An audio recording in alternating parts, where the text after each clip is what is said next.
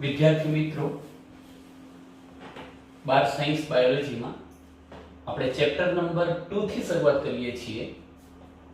પ્રકરણ number 2, chapter number 2, જેનું નામ છે સપુષ્પી વનસ્પતિઓમાં લિંગી પ્રજનન.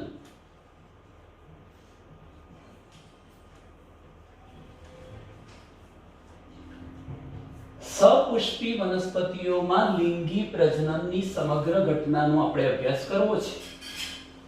સર્વપ્રથમ તમે શબ્દ જુઓ છો સપુષ્પી નો મતલબ થશે પુષ્પ ધરાવતી વનસ્પતિ. જેમ કે હું અહીંયા એક નાનકડી આકૃતિ દોરું છું, જેમાં વનસ્પતિનું આપણે આ મૂળ તંત્ર બતાવીએ છીએ. આ છે મૂળતંત્ર. તો સ્વાભાવિક છે કે જમીનની અંદર રહેતા ભૂમિગત ભાગને આપણે જો મૂળતંત્ર કહેતા હોઈએ તો જમીનથી ઉપરના હવાઈ ભાગને આપણે નામ આપીએ છીએ પ્રરોહ તંત્ર. પ્રરોહ તંત્ર કે જેમાં પ્રકાંડ છે, પર્ણ છે, ગાંઠ છે, આંતરગાંઠ છે, કલિકાઓ છે, શાખાઓ છે, પુષ્પ છે, ફળ છે, એ બધાનો સમાવેશ થશે. હું અહીંયા સર્વપ્રથમ પ્રકાંડ પર આવેલી ગાંઠોને બતાવું છું અને દરેક ગાંઠ પ્રદેશ પરથી આ પ્રકારે પર્ણ નિર્માણ પામેલું છે એ પ્રકારની રચના બતાવું.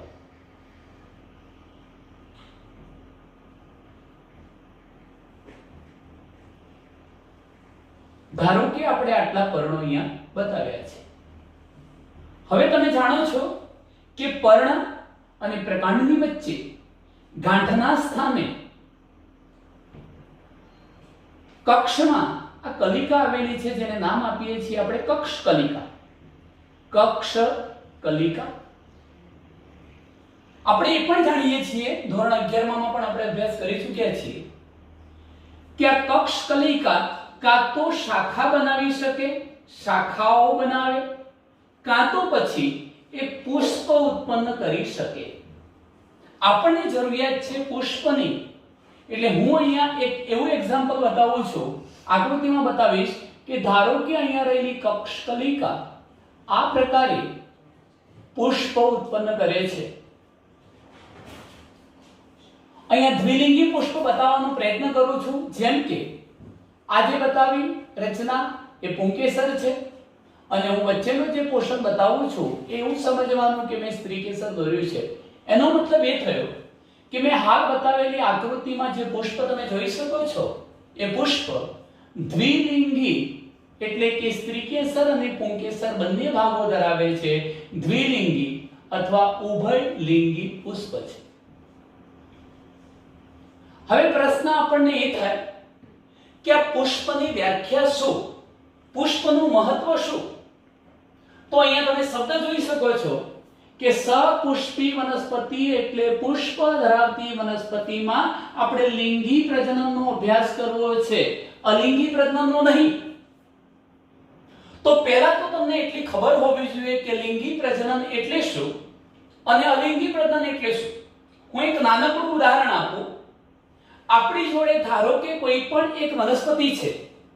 જો એ વનસ્પતિના પ્રકાંડના કે મૂળના હું ટુકડાઓ કરીને આ યોગ્ય માપના જે ટુકડાઓ થયા એમને ભીની પોચી જમીનમાં વાવી દો અને જો એમાંથી નવી વનસ્પતિનું સર્જન થાય છે તો હું આ પ્રકારના પ્રજનનને અલિંગી પ્રજનન, એસેક્સ્યુઅલ રિપ્રોડક્શન કહીશ. એનો મતલબ એ થયો કે આ પ્રકારના પ્રજનનમાં ક્યાંય પુષ્પ ભાગ લેતું નથી.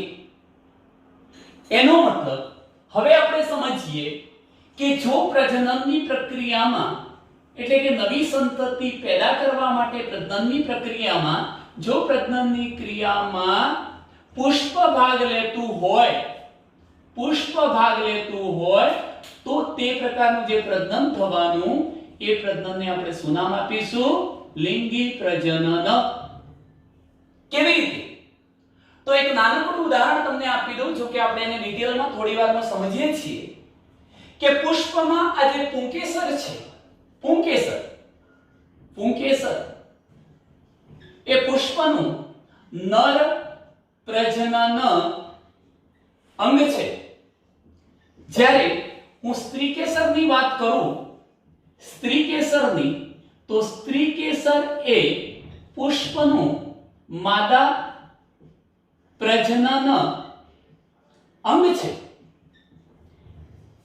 હવે આ નર પ્રજનન અંગ પુંકેસર અને માદા પ્રજનન અંગ સ્ત્રીકેસર આ બંને અર્ધીકરણની ક્રિયા દ્વારા કઈ પ્રક્રિયા? અર્ધીકરણ. જેમાં રંગસૂત્રોની સંખ્યા પિતૃ વનસ્પતિ કરતા અડધી થઈ જવાની છે, જેને શું કહીશું? અર્ધીકરણ. તો પુંકેસર એટલે નર પ્રજનન અંગ અર્ધીકરણની પ્રક્રિયા દ્વારા અને સ્ત્રીકેસર એટલે માદા પ્રજનન અંગ અર્ધીકરણની પ્રક્રિયા દ્વારા પ્રજનન કોષો ઉત્પન્ન કરે છે. જેમ કે પુંકેસરમાંથી નરજન્યુ અથવા નર પ્રજનન કોષ અને સ્ત્રીકેસરમાંથી માદાજન્યુ અથવા માદા પ્રજનન કોષ બને. અહીંયા નર પ્રજનન કોષ અને માદા પ્રજનન કોષનું નિર્માણ થયું એ બંનેમાં રંગસૂત્રોની સંખ્યા પિતૃ વનસ્પતિ કરતા અડધી હશે, n એકકીય. એટલે પ્રજનન કોષો થયા અડધી રંગસૂત્ર સંખ્યા વાળા એકકીય nn. આવા એકકીય પ્રજનન કોષોનું ફલન થાય છે, સંમિલન થાય છે, મિશ્રણ થાય છે, એકકીય દ્વિતીય રચના બને છે, જેને આપણે સામાન્ય રીતે ફલિતાંડના નામે ઓળખાવીએ છીએ. ફલિતાંડ, જાયગોટ અથવા એને યુગ્મનજ પણ કહેવાય છે, યુગ્મનજ. હવે તમે જુઓ કે ક્રમિક રીતે આમ તો ફલિતાંડ એક જ કોષની બનેલી રચના છે, એમાં સંવિભાજન થવાના છે, બહુકોષી રચના અસ્તિત્વમાં આવવાની છે. સમય જતાં એમાંથી બીજ બનશે અને તમે જાણો છો કે એ બીજને જમીનમાં વાવવાથી તમે ફરી પાછી નવી વનસ્પતિનું સર્જન કરી શકો છો. તો આ પ્રકારનું જે પ્રજનન છે એને આપણે નામ આપીએ છીએ લિંગી પ્રજનન. તો લિંગી પ્રજનન એટલે શું?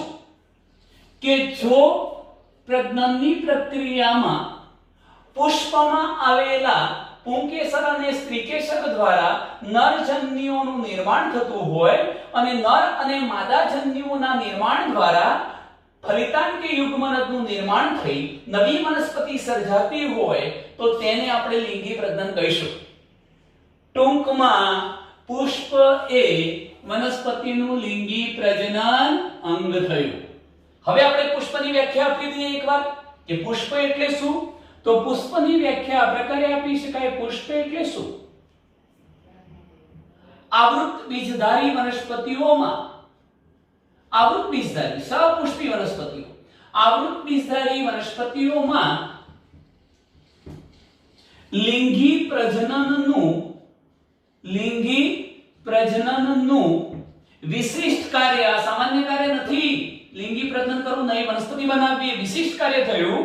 તો લિંગી પ્રજનનનું વિશિષ્ટ કાર્ય કરવા માટે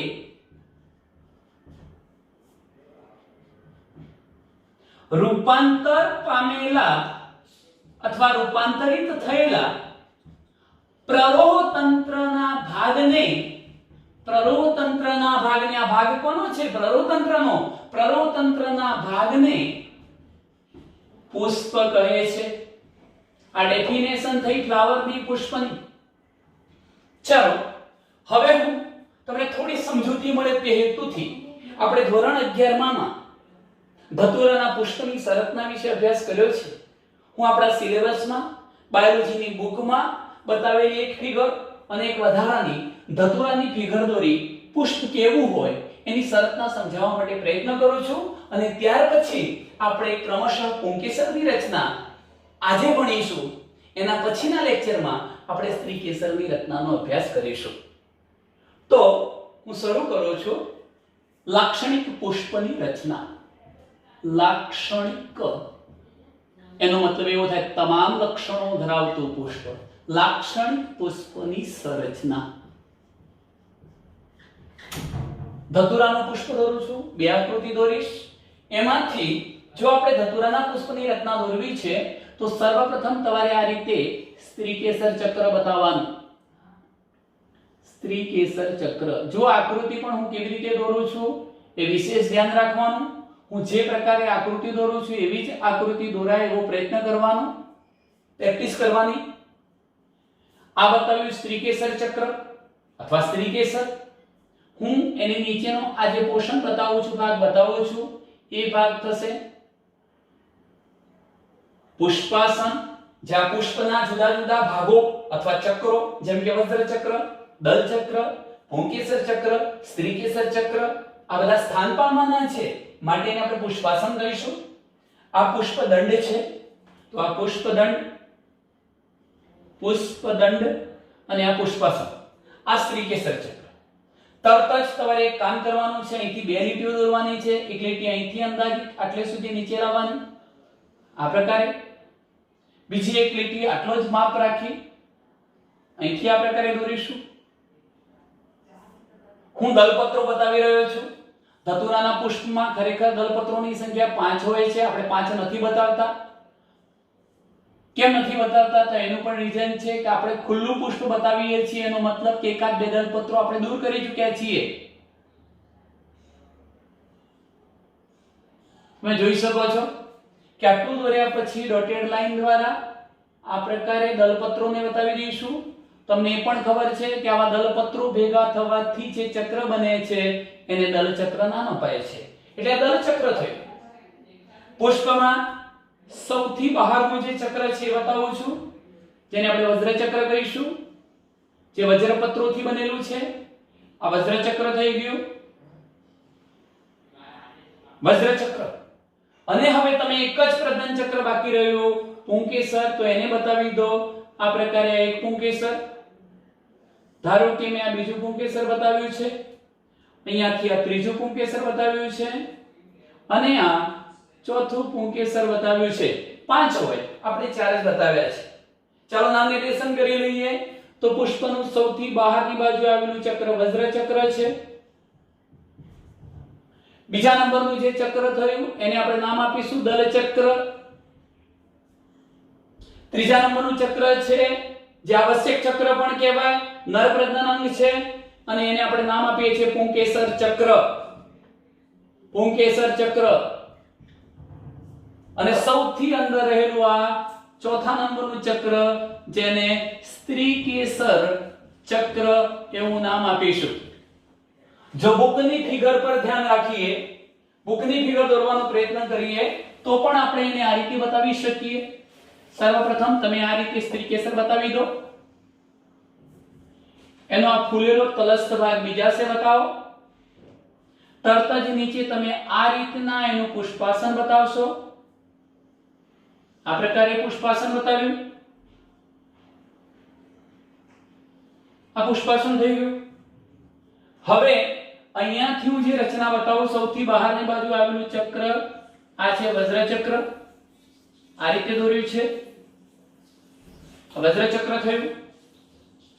સૌથી બહારની બાજુ આવેલું ચક્ર વજ્ર ચક્ર. પછી આપણે દલચક્રને બતાવવા પ્રયત્ન કરીએ છીએ. પહેલા આ ટોચનો ભાગ સ્ત્રીકેસરનો બતાવી દઈએ, પરાગાસન.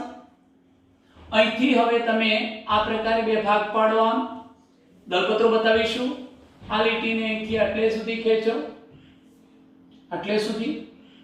પછી પાછો આ ભાગ સેજ નીચે લાવીએ આ રીતે. જો આ કિનારીને બહાર તરફ લઈ જઈશું અને પછી આટલે સુધી લાવી મૂકી દઈ અને અહીંયા મૂકી દઈએ.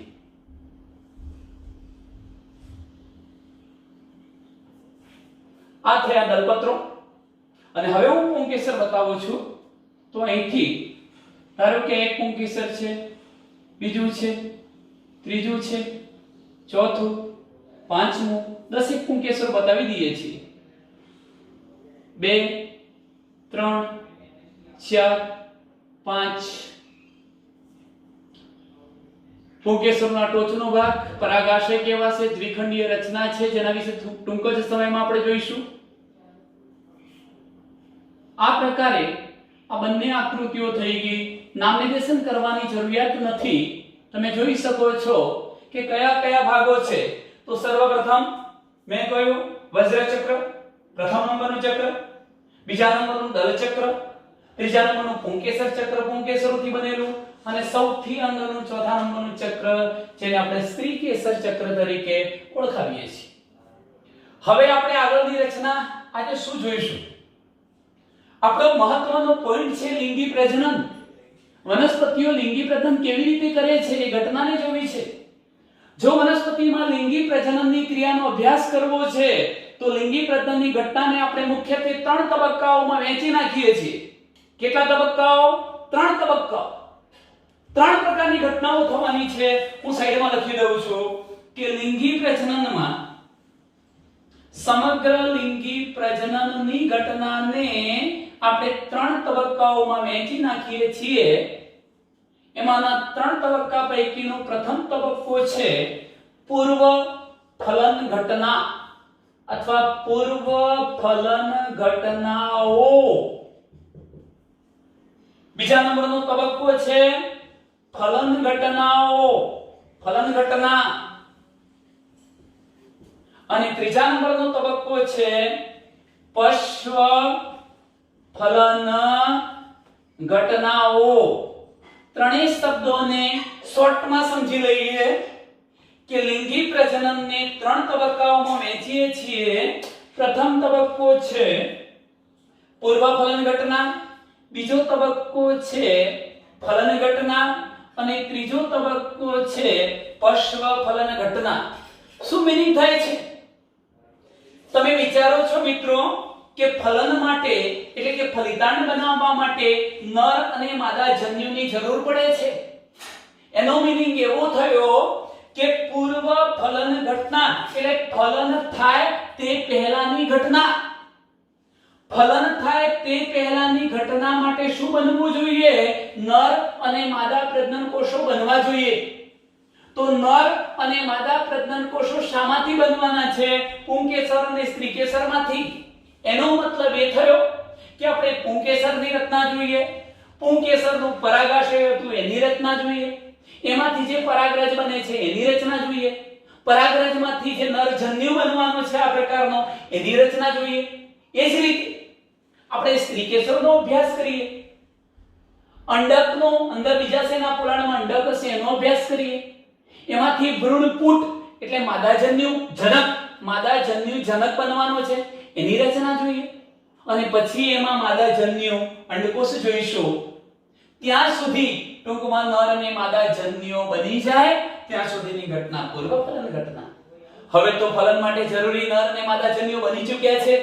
તો એનો મીનિંગ એ થયો કે ફલન ઘટના એટલે નર અને માદાજન્યુનું જોડાવું, આ ફલન ઘટના. અને ફલન પછીની એટલે પશ્વ ફલન ઘટનામાં શું કે ભાઈ ફલિતાંડ બન્યું, પછી ધીરે ધીરે એમાંથી બીજ બનવાનું. બીજ ક્યાં હોય? ફળમાં, એટલે ફળ બનવાનું. બીજ અને ફળનું નિર્માણ થવાની જે ઘટના છે એને આપણે શું નામ આપીશું? પશ્વ ફલન ઘટના. હવે તમે ક્લિયર હશો કે લિંગી પ્રજનન જે આપણે આવૃત્તિધારી વનસ્પતિનું એક મહત્વનું લક્ષણ છે એની ચર્ચા કરીએ છીએ. એમાં પૂર્વ ફલન ઘટના, પશ્વ ફલન ઘટના, પૂર્વ ફલન ઘટના, ફલન ઘટના અને પશ્વ ફલન ઘટનાઓ જોઈ છે. એ પૈકી હું સ્ટાર્ટ કરું છું પૂર્વ ફલન ઘટનામાં. જો કે મહત્વનો જે પોઈન્ટ છે એની જ શરૂઆત કરીશ. પહેલો લઈશું આપણે પુંકેસર ચક્ર ભણવું છે, પછી સ્ત્રીકેસર ચક્ર. આજે આપણે સમગ્ર પુંકેસરને પૂરું કરવા પ્રયત્ન કરીશું. મિત્રો આટલે સુધી કમ્પ્લીટ ખબર પડી ગઈ છે. તો હવે નવા ટોપિક તરફ આપણે જઈશું કે પુંકેસરમાં લઘુ બીજાણુ ધાની આવેલી હોય એ ક્યાં છે આ પરાગાશયમાં બતાવું છું. અને છેલ્લે લઘુ બીજાણુ ધાનીમાં લઘુ બીજાણુ એટલે પરાગરજ બનવાની છે. તો આપણે એ ટોપિક તરફ ધ્યાન દોરીએ. ચાલો અહીં જોવાનું.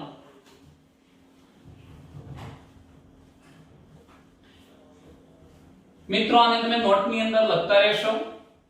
લખી અને દરરોજનો ટોપિક જેટલું ચાલે એટલું કમ્પ્લીટ તૈયાર કરી દેવાનું, કારણ કે જેવું ચેપ્ટર પૂરું થશે કાં તો પછી અધવચ્ચેથી પણ આપણે ટેસ્ટનું આયોજન કરીશું.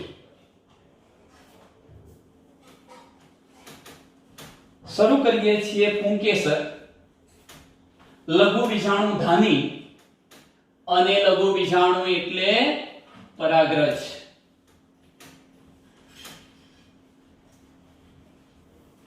ચલો આ બાજુ ધ્યાન. પહેલો ટોપિક છે પુંકેસર. પુંકેસર પછી આપણે રચના જોઈ છે લઘુ બીજાણુ ધાની, જો કે હશે પરાગાશયમાં. અને ત્રીજો ટોપિક પરાગરજ, એનું બીજું નામ છે લઘુ બીજાણુ. લઘુ બીજાણુ નાનો બીજાણુ પરાગરજ. માટે તો જ્યાંથી આ પરાગરજ ઉત્પન્ન થાય છે એવી ધાની કે કોથળીને લઘુ બીજાણુ ધાની તરીકે આપણે ઓળખાવીશું. અને આ પુંકેસર માટે નામ આપવું હોય તો આપણે એને કહીશું લઘુ બીજાણુ પર્ણ. કેમ? કારણ કે લઘુ બીજાણુ એટલે પરાગરજ, જે ધાનીમાં ઉત્પન્ન થાય છે. લઘુ બીજાણુ ધાની એટલે પરાગાશય. આ લઘુ બીજાણુ ધાની ધરાવતું પર્ણ એટલે લઘુ બીજાણુ પર્ણ પુંકેસર. તો ચલો મિત્રો, આપણે સર્વપ્રથમ પુંકેસરને આકૃતિ દોરી સમજીએ. જેમ કે હું અહીંયા આ પ્રકારની એક આકૃતિ દોરું છું. મેં અહીંયા લાંબો પાતળો એક તંતુ બતાવ્યો છે, તમે જોઈ શકો છો. અને હું એની ટોચે એક આવી દ્વિખંડીય રચના બતાવું છું. આટલી સુધીની આ સમગ્ર રચનાને હું નામ આપી દઉં છું પુંકેસર. તો મિત્રો, પુંકેસરની રચનામાં બે ભાગ આવેલા જોવા મળે છે. એક તો લાંબો પાતળો તંતુ. લાંબો પાતળો જે ભાગ છે એને ફિલામેન્ટ અથવા તંતુ તરીકે ઓળખાવીશું. અને ત્યાર પછી એનો અગ્રીય ટોચે આવેલો દ્વિખંડીય જે ભાગ દેખાય છે એને નામ આપીશું પરાગાશય. પરાગાશય, એન્થર, પરાગાશય. તમે જોઈ શકો છો પરાગાશય દ્વિખંડી છે મોટા ભાગે તો. અને એક ત્રીજો શબ્દ તમારી જાણ ખાતર કહી દઉં કે તંતુ પરાગાશય સાથે જે સ્થાને જોડાય છે તેને આપણે યોજી તરીકે ઓળખાવીશું. આમ તંતુ અને પરાગાશય વચ્ચેનું જોડાણ સ્થાન એટલે યોજી કહેવાય. તમે વનસ્પતિઓની અંદર જુદી જુદી વનસ્પતિમાં જોશો તો આવો તંતુ હોય, ક્યાંક આ પ્રકારનું પરાગાશય હોય. કોઈ વનસ્પતિના પુંકેસરમાં તંતુ આવો હોય પણ એનું પરાગાશય આ પ્રકારનું હોય. કોઈ વનસ્પતિના પુંકેસરમાં તમે જુઓ તો એક્ઝેક્ટ મધ્ય ભાગે ગોઠવાયેલું, ધારો કે આ રીતના પરાગાશય હોય. આમ તમે જોઈ શકો છો કે પરાગાશય સાથે તંતુનું જોડાણ વિવિધ પ્રકારનું હોઈ શકે. જો કે ડિટેલમાં આપણે એનો અભ્યાસ કરવાનો નથી, આટલું તમારા માટે ઇનફ છે. હવે મહત્વનો પોઈન્ટ એ છે, તમને પ્રશ્ન થશે કે આ તંતુનો નિકટવર્તી, આ છેડો નિકટવર્તી, આગ્રીય છેડો કહેવાય નિકટવર્તી. નિકટવર્તી છેડો પુંકેસરના તંતુનો નિકટવર્તી છેડો કોની સાથે જોડાયેલો હોય? તો આપણે સૌથી નીચે જોયું પુષ્પાસન. એ પુષ્પાસન સાથે જોડાયેલો હોય, કાં તો કેટલીક વનસ્પતિઓમાં તે દલપત્રો સાથે જોડાયેલો હોય. જેમ કે ધતુરા જેવી વનસ્પતિમાં દલપત્રો સાથે 5 પુંકેસરો જોડાયેલા હોય છે, માટે આપણે એને દલ સંલગ્ન કે દલલગ્ન પુંકેસરો કહીશું. હવે ત્યાર પછી આપણે આ પરાગાશયની રચના જોઈ છે, પણ એ પહેલા એક અગત્યનો બીજો મુદ્દો હું કહી દઉં તમને કે ઘણી વખત આપણે પુષ્પ લાવીએ, એના પુંકેસરના આ ટોચના પરાગાશયને અડીએ, આંગળીઓ વડે એને સ્પર્શ કરીએ તો આપણને ખબર પડે છે કે આપણી આંગળી પર પીળાશ પડતા રંગનો પાવડર બાજી જાય છે. આ પાવડર બીજું કંઈ જ નહીં, પરાગરજ છે. શું છે? પરાગરજ, લઘુ બીજાણુ તમે જો જુદી જુદી 10 વનસ્પતિના પુંકેસરોને લાવો અને એક કાચની સ્લાઇડ પર એ 10 પુંકેસરોને ગોઠવો હરોળમાં અને ત્યારબાદ ડિસેક્ટિવ માઇક્રોસ્કોપ વડે એનો અભ્યાસ કરી જુઓ, વિચ્છેદક માઇક્રોસ્કોપ વડે, તો તમને નવાઈ લાગશે. કઈ બાબતમાં? પુંકેસર તંતુની લંબાઈની બાબતમાં, પરાગાશયની રચનાની બાબતમાં, યોજીના જોડાણની બાબતમાં, એની કદની બાબતમાં, ઘણી બધી વનસ્પતિમાં જુદી જુદી જાતિઓની અંદર પુંકેસરોની સંખ્યા પણ જુદી જુદી હોઈ શકે. તો આટલે સુધીની રચના આપણે વાત કરી છે પુંકેસરની. હવે પુંકેસરના એક મહત્વના ઉપયોગી એવા પાઠ તરફ આપણે જઈ રહ્યા છીએ, એ છે પરાગાશય. અને પરાગાશયની અંદર જ લઘુ બીજાણુધાની હોય એટલે હું ઇનડાયરેક્ટલી લઘુ બીજાણુધાની ભણાવી રહ્યો છું એમ સમજો. તો સ્ટાર્ટ કરીએ છીએ પરાગાશય. હું એક નાનકડી આકૃતિ અહીંયા દોરું છું. જેમ કે આ પ્રકારની એક આકૃતિ દોરી છે મેં. હું આ પ્રકારનો એક ભાગ બનાવી દઉં છું. આમ આ રીતે આ લીટીની ઉપર તરફ આટલે સુધી ખેંચી લઉં છું. એની સાઈડમાં બીજી બે પેરેલલ લીટી ખેંચીશું આ રીતે. આ એક, આ બીજી, અને હજુ એની સાઈડમાં બીજી બે લીટીઓને આપણે આ રીતે દોરી દઈએ છીએ. આ શું બતાવું છું? આ તંતુ છે, આ યોજી છે અને આ પરાગાશય છે. પરાગાશયની રચના કેવી હોય એને જોવું છે. એના માટે હું અહીંયા આ પ્રકારે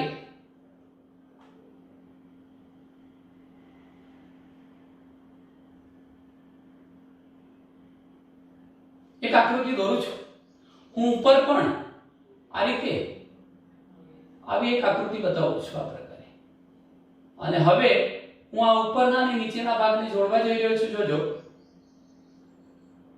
આ પ્રકારે આપણે એને જોડી દઈએ છીએ તો તમે જોઈ શકો છો કે પરાગાશય તમને 1 2 3 અને 4 કોટર વાળું દેખાય છે. હકીકતમાં પરાગાશય દ્વિખંડી બે ખંડ વાળું હોય છે. કેવી રીતે? તો જુઓ તમે કે આ એક ખાંચ વધુ ઊંડી છે, આ બીજી ખાંચ વધુ ઊંડી છે. એનો મતલબ કે ખરેખર પરાગાશયમાં એક ખંડ અને આ બીજો ખંડ પડ્યો, આ એક અને આ બીજો ખંડ. પણ એમાં પણ આ પેટા નાની ખાંચ હોવાના કારણે દરેક પરાગાશયનો ખંડ બે કોટરોમાં વહેંચાઈ જાય છે. જેમ કે આ એક ખંડને 1 અને 2 કોટર, આ બીજા ખંડને પણ 1 અને 2 કોટર, અને તેથી કહી શકાય કે પરાગાશય પોતે ચતુષ્કોટરીય હોય છે. પરાગાશયની રચના જોઈ. પરાગાશય દ્વિખંડી હોય છે. હકીકતમાં દરેક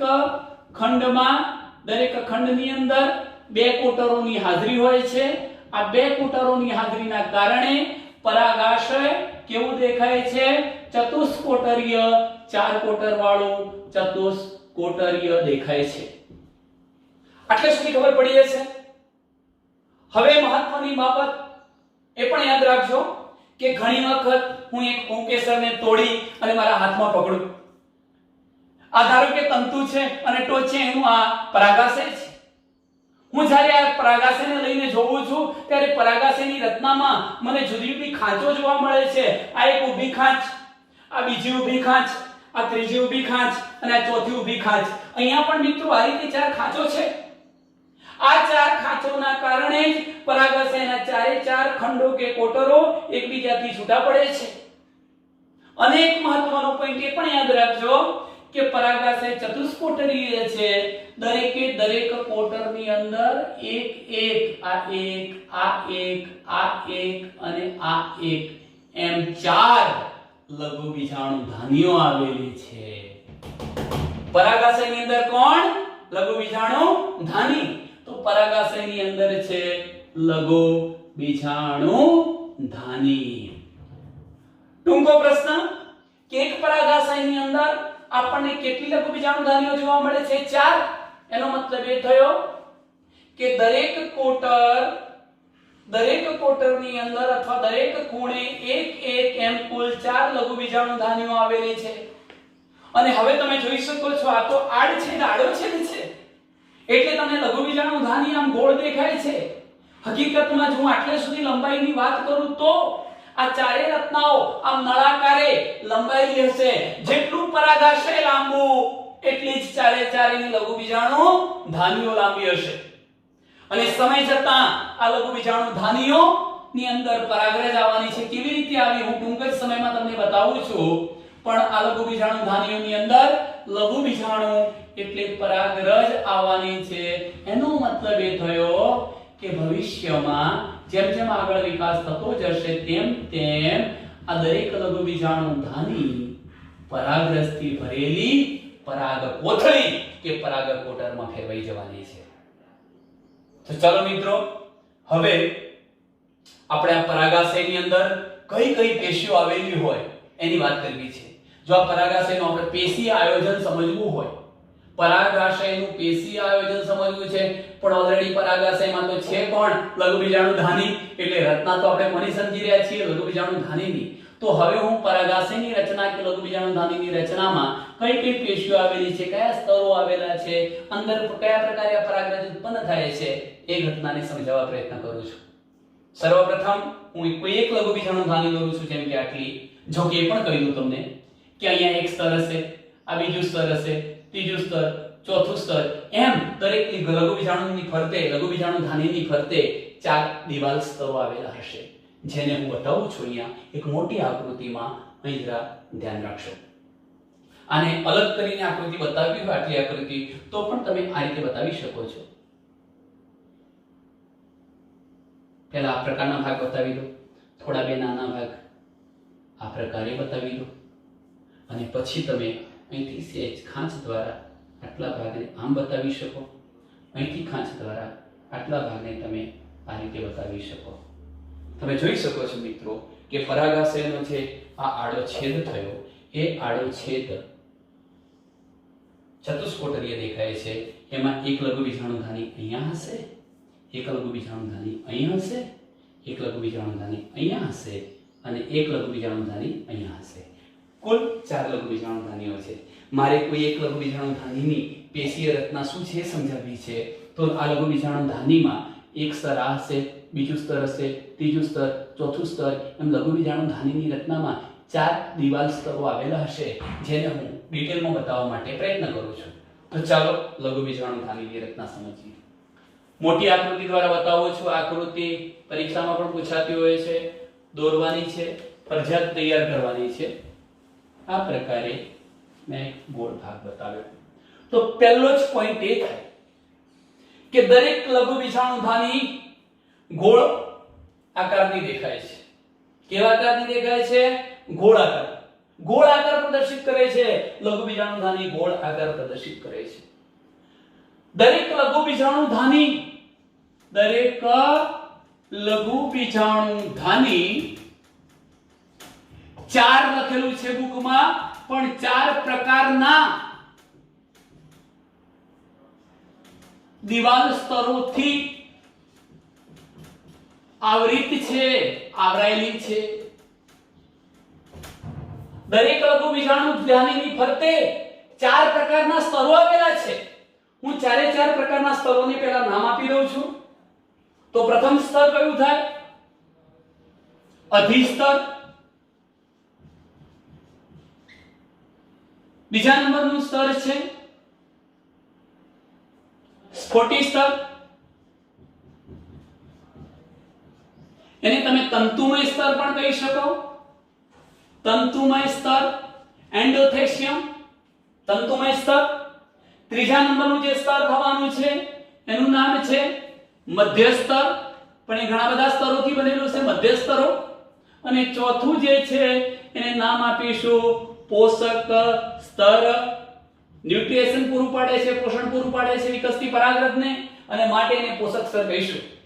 આમ તમે જોઈ શકો છો કે દરેક લઘુ બીજાણુ ધાનીની રચનામાં એની ફરતે 4 પ્રકારના દિવાલ સ્તરો હોય છે. લઘુ બીજાણુ ધાની 4 પ્રકારના દિવાલ સ્તરોથી આવૃત રચના છે, તે ગોળ આકારની દેખાય છે. હવે આપણે આકૃતિમાં આ બધા જ સ્તરોને બતાવવા પ્રયત્ન કરીએ. સર્વપ્રથમ હું અધિસ્તર બતાવું છું. અધિસ્તરના કોષો મેં આ પ્રકારે બતાવ્યા છે. મિત્રો, હું આખી આકૃતિ ન બતાવતા એક અડધો પોર્શન જ બતાવીશ, એટલે તમે સમજી શકશો.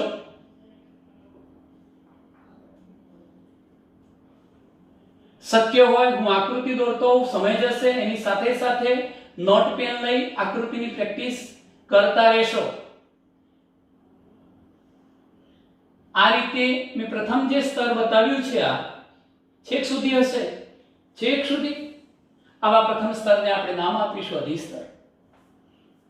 હું અલગ પડાવવા માટે લાલ પેનથી બતાવીશ સ્ફોટી સ્તરને. સ્ફોટી સ્તરના કોષો આ રીતે બતાવું છું. થોડાક કોષોની સાઈઝ પણ થોડી નાની બતાવી જેથી કરીને તમને સ્પષ્ટ ખ્યાલ આવે કે એ અધિસ્તર કરતા થોડીક અલગ રચના છે, અલગ કોષોથી બનેલી રચના છે. તો બીજા નંબરનું સ્તર થઈ ગયું.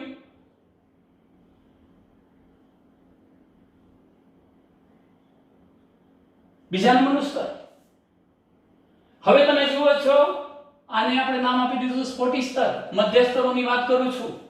મધ્ય સ્તરોમાં મધ્ય સ્તર દોર્યું જેમાં એક સળંગ સ્તર બતાવ્યું છે.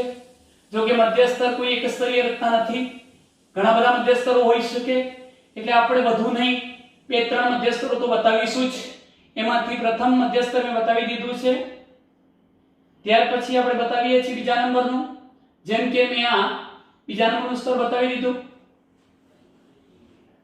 બે જ બતાવશો તો પણ ચાલશે, બે કરતા વધુ પણ તમે બતાવી શકો.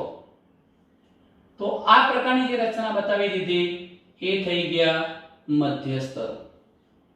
દોરવું હોય તો દોરી શકાય મિત્રો, પણ ટાઈમના અભાવે આપણે આટલા જ સ્તરો દોરીશું, એને નામ આપી દઈએ છીએ મધ્ય સ્તર. સૌથી મહત્વનું સ્તર હવે પણ આવે છે પોષક સ્તર. પોષક સ્તરને હું થોડું લાલ પેનથી બતાવવાનો પ્રયત્ન કરું છું.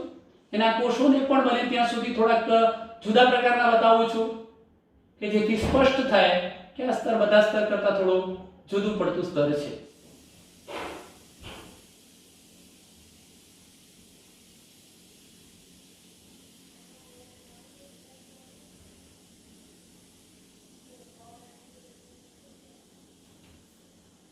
આ પોષક સ્તર સૌથી અંદરનું ચોથા નંબરનું સ્તર જે સ્પષ્ટ કોષ કેન્દ્ર ધરાવે. ઘણીવાર એની અંદર કોષ કેન્દ્રની સંખ્યા એક કરતા પણ વધુ હોઈ શકે. આ સ્તરમાં ઘટ્ટ કોષરસ પણ હોય છે, કોષરસ પણ આવેલો હોય છે.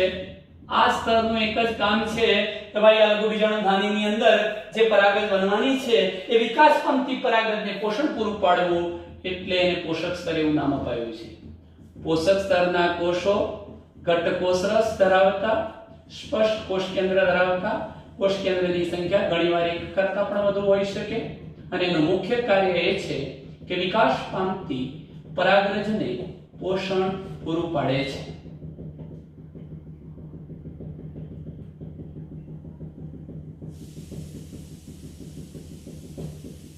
ચાલો મિત્રો, આ પોષક સ્તર પૂરું થયું. ત્યાર પછી હવે આપણે આ ચાર પ્રકારના સ્તરો પૈકી સૌથી બહારના જે ત્રણ સ્તરો છે, ત્રણ સ્તરો એટલે ત્રણ પ્રકારના સ્તરો, જેમ કે અધિસ્તર, જેમ કે સ્ફોટી સ્તર અને જેમ કે મધ્ય સ્તર. આ ત્રણેય સ્તરો કાર્યાત્મક દ્રષ્ટિએ વિચારીએ શું કાર્ય કરે છે, તો તેઓ રક્ષણનું કાર્ય કરે છે, રક્ષણાત્મક ભૂમિકા ભજવે છે. આ વિકાસ પામતી પરાગરજ વગેરેને પણ રક્ષણ આપશે, રક્ષણાત્મક કાર્ય કરે છે. અને બીજું, તેઓ સ્ફોટનનું કાર્ય કરે છે. જ્યારે પરાગાશય પરિપક્વ બની જવાનું છે, પુખ્ત બની જવાનું છે, ત્યારે ફાટીને આ બધા સ્તરો તૂટી જઈને અંદરેલી પરાગરજને મુક્ત કરવાનું પણ કાર્ય કરે છે. આમ પરાગાશયનું સ્ફોટન કરવાનું પણ કાર્ય કરે છે. ચાલો મિત્રો, આટલા સુધીની બાબત કમ્પ્લીટ થઈ ગઈ. તમને પ્રશ્ન થશે સાહેબ અહીંયા આ બધો ખાલી વિસ્તાર શું છે? મિત્રો, મહત્વનો પોઈન્ટ તો આ છે, સૌથી અગત્યનો પોઈન્ટ આ છે. આપણે એમ કહી શકીએ કે લઘુબીજાણુ ધાનીની કેન્દ્રમાં મધ્ય ભાગમાં એક સઘન ગીચોગીચ ગોઠવાયેલ કોષોનો સમૂહ એટલે કે પેશી, સઘન રીતે ગોઠવાયેલી પેશી આવેલી છે. આ સઘન રીતે ગોઠવાયેલી જે પેશી હતી, તમે વિચારી શકો છો કે આ બધું અહીંયા થઈ ગયું એટલે આટલો જ ભાગ બાકી રહ્યો છે. આ સઘન ગીચોગીચ ગોઠવાયેલી જે પેશી છે એ પેશીને નામ આપવામાં આવે છે, જો આ પેશી છે એને નામ આપીશું બીજાણુજનક પેશી. શું નામ આપીશું? બીજાણુજનક પેશી. બીજાણુ એટલે લઘુ બીજાણુ, જનક એટલે નિર્માણ પામવું. ભાઈ લઘુ બીજાણુ તો કોને કહેતા હતા? પરાગરજને. એટલે પરાગરજનું નિર્માણ કરતી પેશી. આ કોષોને મારે કહેવા હોય તો હું પરાગમાતૃ કોષો પણ કહી શકું. પરાગમાતૃ કોષો છે આ કે જેમાંથી જ અહીંયા પરાગરજ બનવાની છે, અંદર પરાગરજ બનવાની છે અને સમય જતા આખી લઘુ બીજાણુ ધાની એ પરાગ કોથળીમાં પરાગ કોટરમાં ફેરવાઈ જવાનું છે. તો અહીં જોઈએ કેવી રીતે. ફરી એકવાર બોલું છું કે લઘુ બીજાણુ ધાનીના કેન્દ્ર ભાગમાં સઘન રીતે ગોઠવાયેલી એક પેશી આવેલી હોય છે અને પેશીને શું નામ અપાય છે? બીજાણુજનક પેશી. આ બીજાણુજનક પેશી કઈ છે? લઘુ બીજાણુજનક પેશી છે. કેમ? કારણ કે એને લઘુ બીજાણુ એટલે પરાગરજ ઉત્પન્ન કરવાના છે. તો એક તમને ટૂંકો પ્રશ્ન પૂછું બેટા કે આ લઘુ બીજાણુજનક પેશી ના કોષોની પ્લોઇડી રંગસૂત્રતા શું હોય? તો એમની રંગસૂત્રતા છે 2n2n. તો જ એ અર્ધીકરણની ક્રિયા દ્વારા એકકીય પરાગરજ ઉત્પન્ન કરી શકે. તો હવે મિત્રો હું તમને બતાવું છું, જો કે ટોપિકને આપણે અલગથી જોઈએ છીએ, એના પછીનો ટોપિક છેલ્લો લઘુ બીજાણુ બનવા, લઘુ બીજાણુ જનન, એ તો સમજાવું જ છું, પણ અહીંયા ટૂંકમાં બતાવી દઈએ. આ ટપકા મેં લાલ રંગના બતાવ્યા છે એનો મતલબ મેં આ બધા એકકીય લઘુ બીજાણુ પરાગરજ પોલેન બતાવી છે, પરાગરજ બતાવી છે. આ શું થઈ ગયો? પરાગરજ લઘુ બીજાણુ. કેવી રીતે બન્યા? ચાલો આગળના જોઈએ. લઘુ બીજાણુ બનવા એ લઘુ બીજાણુ જનન જોઈએ. કઈ ઘટના જોઈશું? લઘુ બીજાણુ જનન. નાનો મુદ્દો છે, ટૂંકો મુદ્દો છે, પહેલા આપણે એને પૂરો કરી લઈએ અને ત્યાર પછી આગળની રચના સમજીશું. ચાલો મિત્રો, આ કોષ કયો છે? બીજાણુજનક પેશીનો કોષ. કેવો છે? દ્વિકીય. એને બીજું નામ શું આપ્યું? પરાગમાતૃ કોષ. કેમ? કારણ કે તેઓ પરાગરજ ઉત્પન્ન કરવાના છે અર્ધીકરણ કરીને. તો હું આને આમ બતાવી શકું, ધારો કે આ ટ્વાઇસેન કોષ એ બીજાણુજનક પેશીનો કોષ છે. બીજાણુજનક પેશીનો કોષ છે, એમાંથી જ લઘુ બીજાણુ બનવાના છે. એટલે હું એને પરાગમાતૃ કોષ પણ કહું છું અથવા એને પોલેન મધર સેલ PMC પણ કહીશ. શું થશે? બીજાણુજનક પેશીનો દરેકે દરેક કોષ અર્ધીકરણની ક્રિયા દ્વારા, મિત્રો તમે જાણો છો કે અર્ધીકરણ વિભાજન બે વાર થાય. આ પહેલું વિભાજન અને આ બીજું વિભાજન માટે 4 બીજાણુઓ બનવાના છે. આ ચારે ચાર બીજાણુ એકકીય બનવાના છે. આ ચારે પ્રકારના બીજાણુઓને હું નામ આપું છું લઘુ બીજાણુ, એટલે જ પરાગરજ. આમ તમે એવું કહી શકો કે બીજાણુ જનન, લઘુ બીજાણુ જનન એટલે શું? લઘુ બીજાણુ બનવા. શામાંથી બનવા? બીજાણુજનક પેશીમાંથી, પરાગમાતૃ કોષમાંથી. તો એવું ન કહી શકાય કે પરાગમાતૃ કોષ કે બીજાણુજનક પેશીના કોષોના અર્ધીકરણ દ્વારા 4 એકકીય લઘુ બીજાણુઓ બનવાની ઘટનાને લઘુ બીજાણુ જનન કહે છે. પણ નવાઈ જેવી બાબત મિત્રો, કઈ જ્યારે લઘુ બીજાણુઓ બને છે ત્યારે બધા એકબીજાથી છૂટા નથી બનતા. અહીંયા એક લઘુ બીજાણુ ચતુષ્ક અથવા પરાગ ચતુષ્ક બનવાનું છે. કેવી રીતે? હું આ જ બાબતને આમ સમજાવી શકું કે આ ટ્વાઇસ n, જેને આપણે PMC પરાગમાતૃ કોષ કયો, પોલેન મધર સેલ, એનું અર્ધીકરણ થયું, પહેલું વિભાજન થયું એટલે એકમાંથી બે કોષો બન્યા. જો કે બંને એકકીય હશે, લખી નાખું છું એકકીય. બીજું વિભાજન થયું એટલે 4 કોષો બન્યા. ચારે ચાર પણ કેવા હશે? એકકીય. 1 2 3 ને 4. તમે જોઈ શકો છો મિત્રો કે અહીંયા 4 કોષોનો, 4 લઘુ બીજાણુઓનો સમૂહ બન્યો. એને આપણે લઘુ બીજાણુ જનનની ઘટના કહીશું. અને આ 4 નો જે સમૂહ બન્યો એ લઘુ બીજાણુ ચતુષ્ક થયું. લઘુ બીજાણુ ચતુષ્ક, લઘુ બીજાણુ ચતુષ્ક, પરાગ ચતુષ્ક કહેવાય. પણ જેમ જેમ આ પરાગરજ પુખ્ત થવાનું, એમાંથી પાણી ઉડવાનું, સુકાવાનું, ત્યારે શું થવાનું? ચારે ચાર લઘુ બીજાણુઓ એકબીજાથી છૂટા પડી જાય છે. 1 2 3 અને 4, ચારે ચાર એકકીય પરાગરજ અથવા લઘુ બીજાણુઓ આ રીતે છૂટા પડી જાય છે. આમ વિચારી શકો છો મિત્રો કે કોઈ એક જ કોષ અર્ધીકરણ નથી કરતો. અહીંયા બીજાણુજનક પેશીનો દરેકે દરેક કોષ અર્ધીકરણની ક્રિયા દ્વારા પરાગરજ કે લઘુ બીજાણુ ઉત્પન્ન કરવાની ક્ષમતાવાળો હોય છે. જેથી આપણે એમ કહી શકીએ કે બીજાણુજનક પેશીનો પ્રત્યેક કોષ પરાગમાતૃ કોષમાં પરિણમવાની ક્ષમતાવાળો હોય છે. આ રીતે મિત્રો છેવટે સમગ્ર લઘુ બીજાણુધાની પરાગરજથી ભરાઈ જશે. આપણે એને પરાગ કોથળી કહીશું. ત્યાર પછીના લેક્ચરમાં આપણે આ પરાગરજ જે જોઈ, આ પરાગરજ, એ પરાગરજમાંથી નરજન્યુ કેવી રીતે બને છે મિત્રો, એનો અભ્યાસ કરીશું. અસ્તુ.